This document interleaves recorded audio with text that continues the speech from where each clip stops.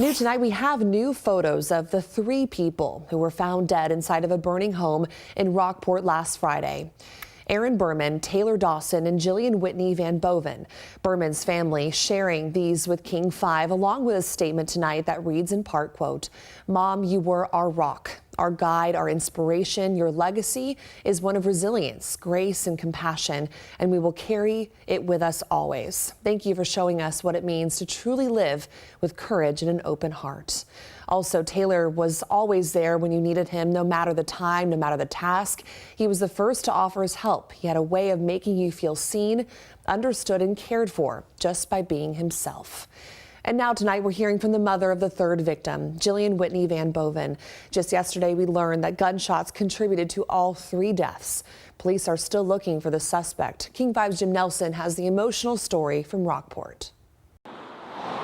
The charred remnants of a house where 3 lives came to a fiery end. I hate that my daughter's life ended in terror.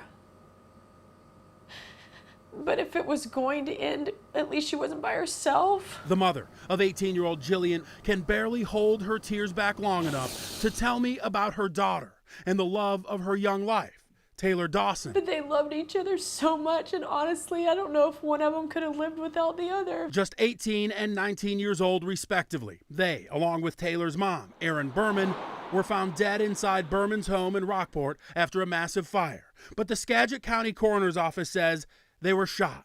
Jason Birman, Erin's husband, now facing murder and arson charges and still on the run. That somebody didn't regard her as important pisses me off. She was beautiful.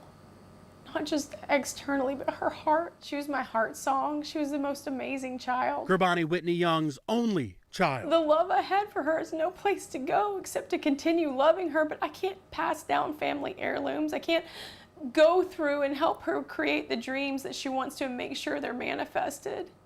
You know, it got taken from her too soon. Jillian's beloved dog, Bridget, was also in the home, but managed to escape. Jilly saved her, I think, that day. Her parents no longer live together, but they're both in the Rockport area. And they all produce food of some sort. Her dad lives off-grid and hoped to one day leave his farm to his only child. Lucky that I got to spend a period of my life when I was in my prime with someone that wanted to go on so many adventures and do so many amazing things. I'm just so grateful that I got to spend that time with her, you know, and that she changed my life because she taught me how to love unconditionally. Surrounded by love. And she and I were so close.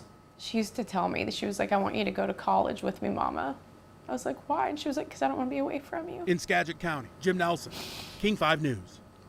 Investigators say the suspect may now have a slightly thinner build and facial hair. Anyone with information is asked to call Mount Vernon Police right away.